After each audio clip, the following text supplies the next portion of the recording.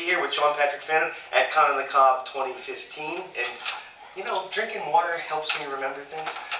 Like what year it is.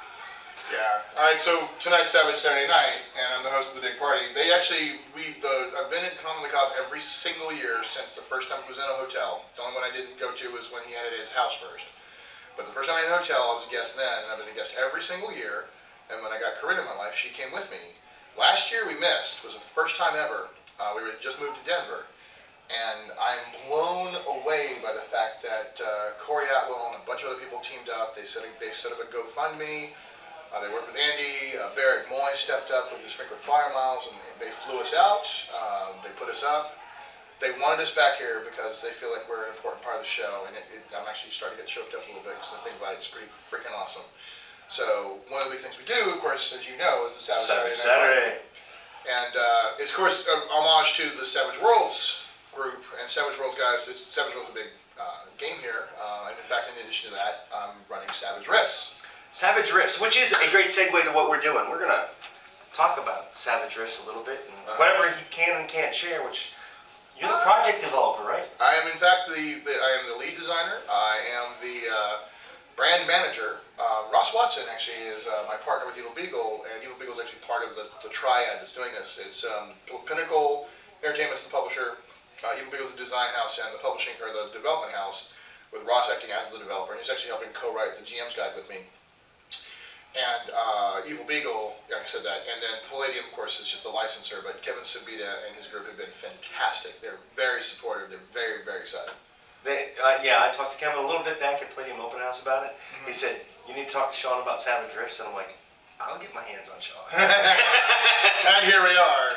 And the door's locked. I can't get out until I talk about it. So what made it all come about? You know, it's funny. I tell the story a lot. There's the two biggest questions, most frequent questions I get are, what did you do with Mega Damage, and how did you get this to happen with Kevin? The first one's actually pretty easy, and the second actually is even easier. Mega Damage, just for Savage Worlds fans, Mega Damage equals heavy damage, MDC armor equals heavy armor, and we also decided that if it walks like a tank and talks like a tank, it's probably a tank. So not everything does mega damage, not everything is MDC. We made it a little bit more rational, but it's working out really, really well. We can cover that a little bit more later. The other part really is I have been friends with Kevin Sabita for a very long time. He and I have a great relationship. I joke, and he understands this as a joke. I say, we've probably been friends as long as we have because I never actually worked for him. And again, it's just a joke. I've been honored by the times that he's asked about me working with him, and we're still talking about a possibility, which I can't get into, but there's still a good chance I could have my name on some Palladium books in the future. But when I was working for Drive-Thru RPG, remember, I was with them for a while, marketing manager and communications guy, one of my goals was to get Palladium books on Drive-Thru, to get PDFs, and Kevin had been really resistant and putting me off. So I said, Kevin, if I drive up there and sit down with you and show you the numbers, show you how it's not going to pilfer your print sales, and show your team how to make it work, and show you how much money you're leaving on the table, would that be cool? Could I come? He said, sure, go ahead. So I drove up from Alabama to Michigan. I sat down with him in his office and got the tour. It was really cool. It's a cool office. It was a really neat time. And I got to see where the last of their layout tables, where they were doing original post-up layout style book development before they finally gone digital. But I sat down and I showed him the numbers that Steve had worked out, and he was blown away. He was like, okay, great. And I said, the best part, Kevin, is you just take the books that are your oldest books, your first stuff. Get those put in PDF. I mean, you don't have hardly any of them in stock or whatever. Put them up first. Just see what kind of money you make off of those. You'll find out that they're going to make you more money than they have in a long time. So he tried it. And ultimately the good story there is, yes, Palladium's on. You're getting all the new books on there now. So I'm very, very proud of that. I'm very proud to have helped Kevin and helped Drive-Thru RPG. But that night we went to dinner, and we're all in a good mood. And I was like, you know what, Kevin, I've got this other idea that I'd like to throw past you. And I know you're not one for necessarily wanting to work with other stuff. He says, you know what? People think, that I never want to do anything. It's just, you got to, help me understand how it's going to be good for all of us, and just, just don't worry about it. We're friends. Talk to me. And I said, okay. I think the Savage Worlds fan base is an untapped possibility for you. A whole bunch of people who would really, really enjoy Rifts, but using that new game system. And he said, sounds great to me, let's make it happen. It was as simple as that. It really was. I He's asked, that kind of guy. he is a very sweet human being.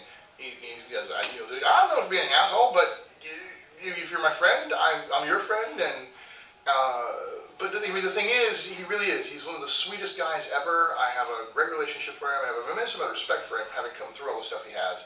And he's made a few mistakes here and there, but we all do, right? Right. And we grow up. And Kevin's enthusiasm for it all is really there. The thing is, most of the time, people either insulted him by saying, your system sucks, so I'd like to do something with it. And I mean, what's the good in that? People like the Rift system. They like Palladium. He has his fan base. He clearly does. He's still alive after multiple near-destruction events, and it's worked out for him because he's still got the support. But you just don't insult a man's stuff and then ask to play with it. You know, and I never would have done that. But other people, that's how they proceed, and they get mad because he didn't want to do it. The other thing is they go ahead and do it, and then ask for permission afterwards, or ask for forgiveness. And that's not a cool way. That's not respectful either. So, anyway, like I said, he was easy peasy about it. We actually took forever getting all of our ducks in a row and getting things online, because originally I was going to do it at Eagle Beagle, but then I got a hold of Clint Black and I got a hold of Shane, and I said, hey guys, this is pretty big. And I said, you know what, yeah, this needs to be Pinnacle, but we're going to have to get a few other things organized. And it took a while, and finally, just recently, well, I guess it's been a little bit, a year and a half now, we said, okay, we're pulling the pin, Mr. Grenade is live, and we started working out a real plan. Kevin was like, go, go, go. And I got on the phone with him, we talked about a bunch of stuff, and it's just been a really collaborative, very, very easy experience.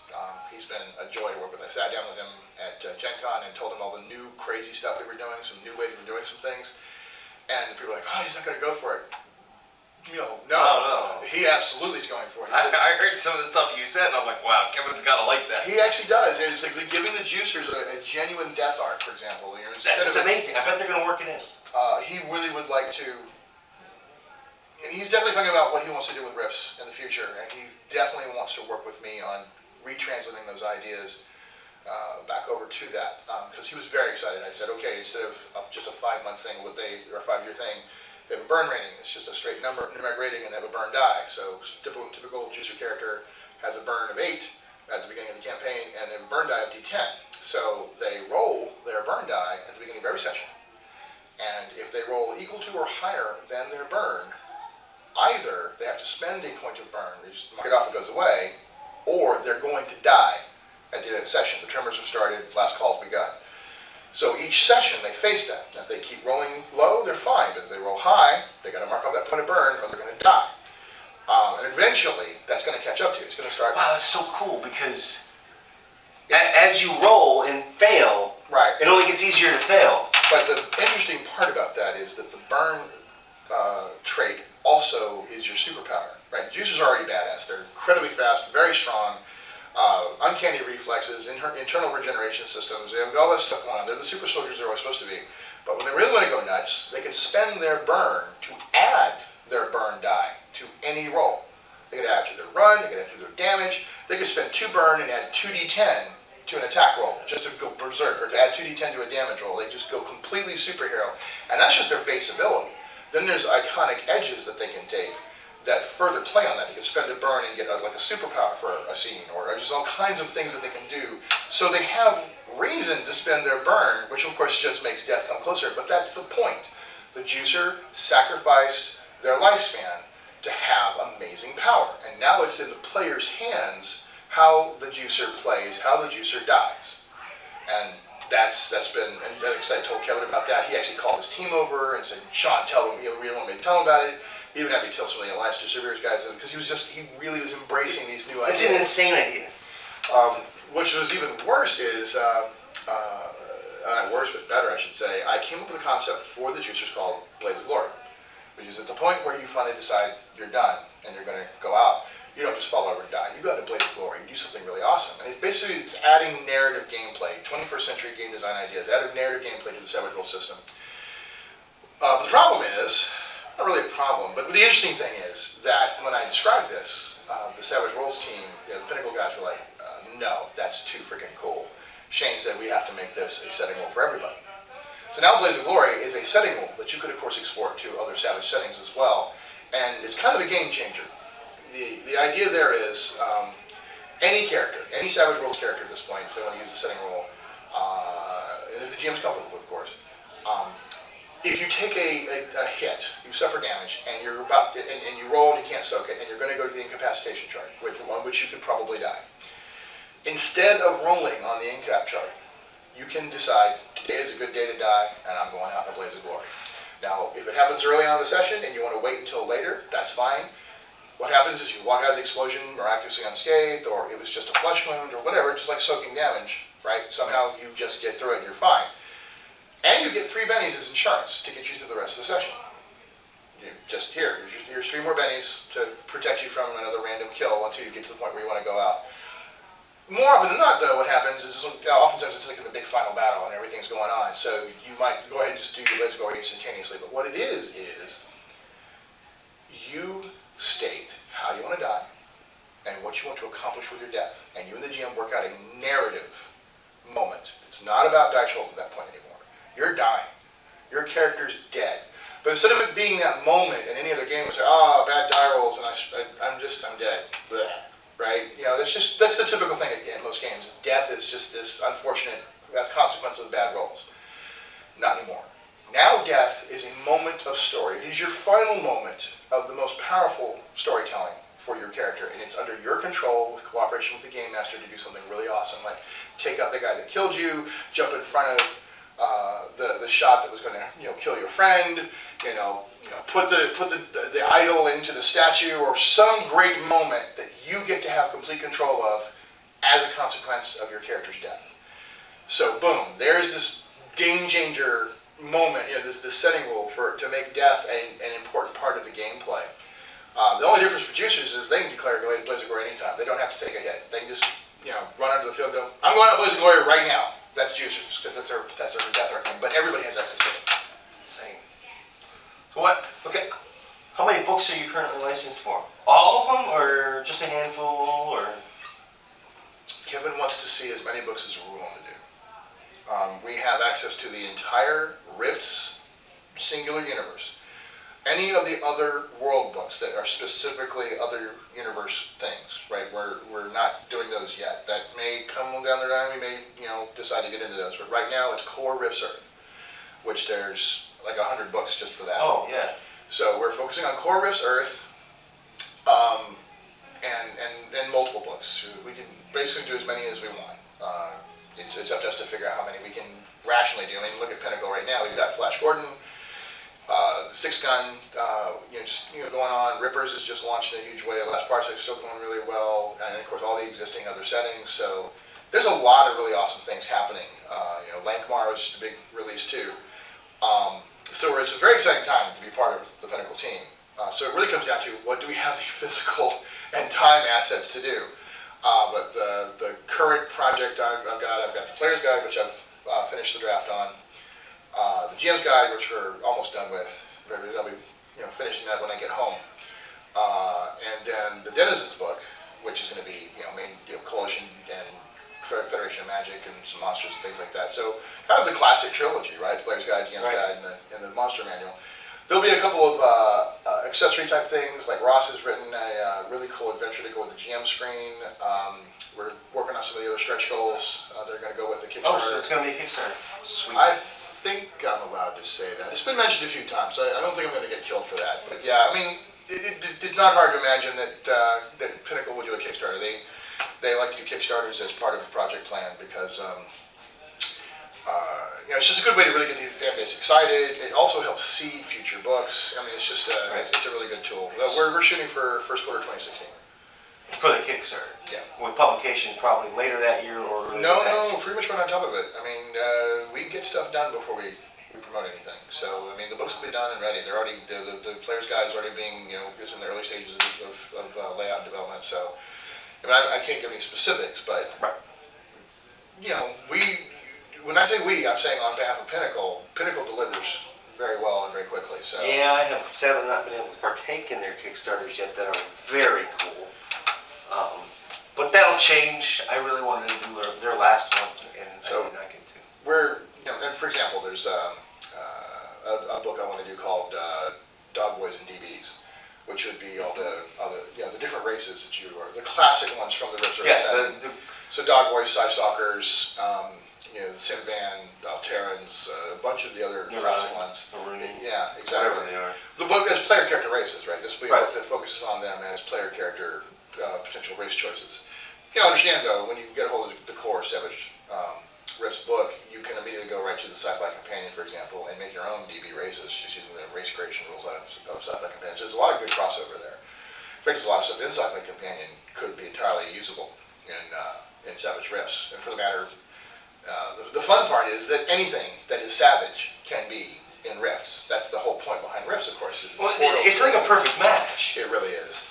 I've got a really cool plan for next year. This year I'm running a classic demo that's featuring the core concepts, the Glitter Boy, the Combat Cyborg, and Leyline Walker, Mind Melter, Juicer, Cyber Knight, all those guys.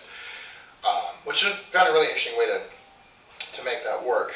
That's going to be kind of new for Savage Worlds fans. It's a very new kind of approach to it, but it was the only way I could figure out to do it, and I'll explain that in a minute. But next year, my demo game or my convention game is going to be the Odd Squad, or the Adventures of the Odd Squad, and it's going to be characters from all the other known or at least a lot of the other known and popular Savage settings who've ended up in Rifts and they've bonded together. So like a Deadlands Texas Ranger and a Ripper's character, Wow. and a character from Accursed. I'm so playing. Shintar, Shintar Avatar maybe. We might even bring something in from the Flash Gordon setting at that point, and just all these as available as player characters for that demo. But the thing that's going to really surprise Savage fans is that we've kind of cranked it to 11. Like races, in other games, you take a race and it slightly modifies your foundational build, or it adds a couple things like a special ability, maybe a special hindrance, whatever. Took that basic concept, and like I said, I cranked it to 11, and I created what's called iconic frameworks. So really, I mean, this is not an official thing, but I kind of refer to Savage Rifts as like post-apocalyptic superheroes. I mean, these are really powerful front-loaded characters. I mean, the Glitter Boy is an incredible suit of armor with a gun that does, world-shaking damage. Your Juicer's a super soldier, a phenomenal power and ability right out the gate. I mean, that's what they sacrificed their lifespan for, was to start out with amazing power. The Leyline Walker is a master of magic right off the bat and manipulates the ley lines. And so on and so forth, the Crazies, the Combat Cyborgs, they're all really powerful characters. So I crafted the concept of what I call iconic frameworks, which, like races, you choose that and it goes on top of your character build. So you're still building a 5 attribute points, 15 skill points novice character. Take a couple of hindrances, whatever. Standard Savage Worlds build. But you pick one of these iconic frameworks and ka-chunk, you get to just drop on top of the character all these amazing abilities. Some are a little more juicier than others, just because of the way it happens. So Shane challenged me to come up with an interesting idea to work on balance. It was something he was really interested in anyway. He said, random tables are really cool. Like adding random stuff to the character on top of the basic build is fun. So I took that idea and I came up with what I call the Hero's Journey. And this is something we may see in other Savage settings down the road. There's the idea of these tables that add additional stuff that both ties the character to the setting and just gives them a neat extra thing. So you may be a juicer and I may be a juicer, but because of the roles we did on the table, we get some additional interesting starting stuff. So there's these Hero's Journey things that further modify the character build, but and on top of that, you have these core really powerful abilities. Now, what's interesting is that in the original Rifts, you might remember, there's the oh my god characters, and then there's the other characters. Yes. The Operator, the Vagabond, the City Rat. The guys that didn't stand much of a chance. Yeah, they were basically grease stains waiting to happen. Not anymore. As a matter of fact, the demo I run, the one I've been running here, one of the 8 choices is a Wilderness Scout. What I did there, slight modification on the iconic framework concept, I called it Mars. I called it the Mars concept, which is mercenaries, adventurers, rogues, and scholars.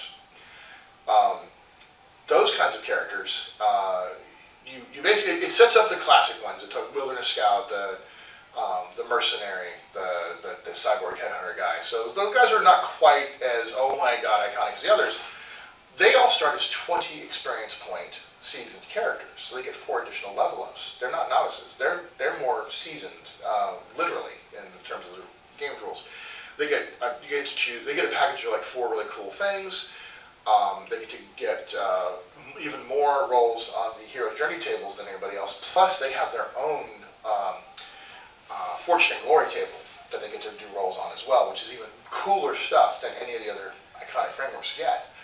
And in addition to the classic ones that were listed as OCCs in Rifts, I added a personal concept one, which is make your own. So you can basically structure your own iconic framework as a seasoned character. And not only does it work for just from scratch, but it also is a pathway for bringing characters in from other settings that you might really want to do.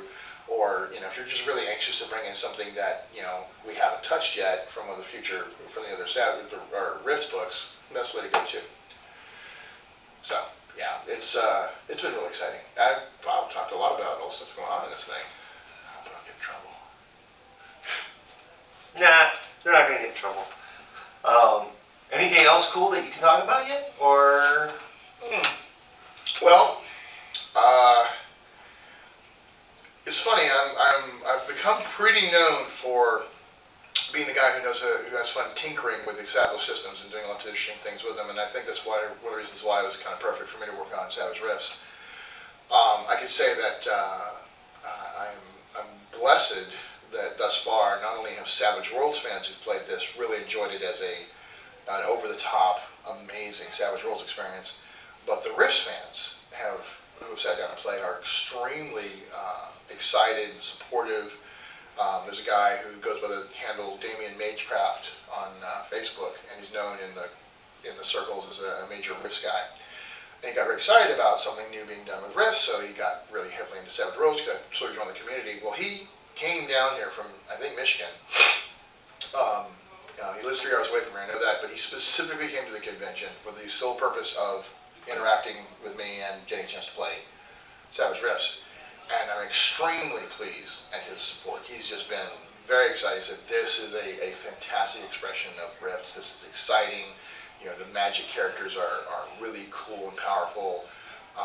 And are on par with the big gun guys and the cybernetic guys, and that's very rewarding for me. He says that it feels like a genuinely Rifts experience, but under a system that gives it a different flavor, a different pacing, a different style of gameplay. I think, from what it sounds to me like,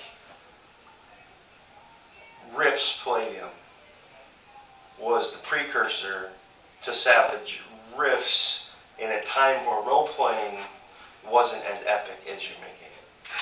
Thank you. That's that's what I'm gathering from here and other people talking around the show. We're having a lot of fun. Now, granted, a lot of this has to do with my style as a GM, so I'm really going to be interested to see what happens when other people run a game system. That's true too, because Kevin would have a very different approach. I watched Kevin when I went up to the open house last year, and how he runs an event is very different than other. It's definitely very different than how I would run. I've heard stories. Well, he almost seems to almost throw the rules out while he's running. He just goes. Yeah, and and that's one of the things that made me look at Rifts is Rifts is kind of one of those games. A lot of people give the system, a bad feeling, however you want to say it. They attack it.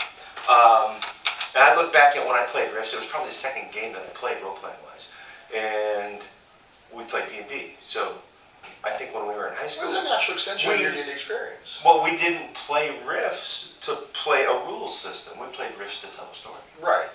And that's where Kevin lives, and he understands, that not everybody wants to play it, exactly by the rules, and he's perfectly fine with that. But having a rule set that the GM feels comfortable with and has the kind of pacing and creates the kind of expectations that people are looking for is a powerful part of the game. It's a powerful part of the experience. And as I told him, and I stand by it, Rifts as a rule set, the Palladium rule set, fulfills a certain niche. It fulfills a certain style of play for players who like that form. And there's plenty of fans who are still behind that. And there was a lot of conversation online about, well, I don't think Savage Worlds is going to be able to do it well. What's wrong with it? And I'm like, there's nothing wrong. If that's your style, go for it.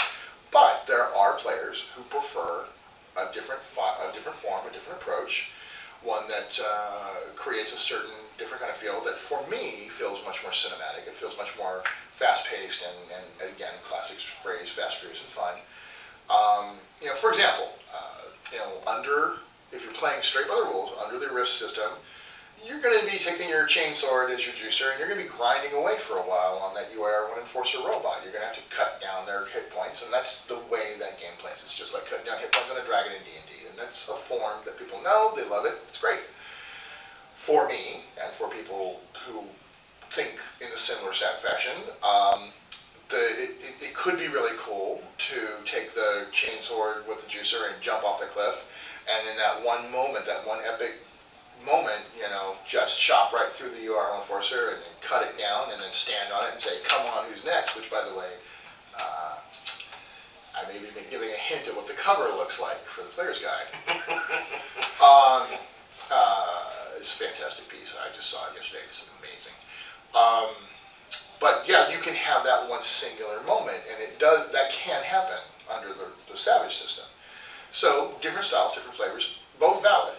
But the fact is, I'm able to, with the work I've done, bring that amazing, just over the top everything there is setting that is Rifts to a new form and a new audience. And the thing about Rifts, and this is what I've come up with as I've been writing the GM's guide, because really had to delve into what makes Rifts and what makes it a singular setting as opposed to just an excuse to throw a bunch of stuff in the blender.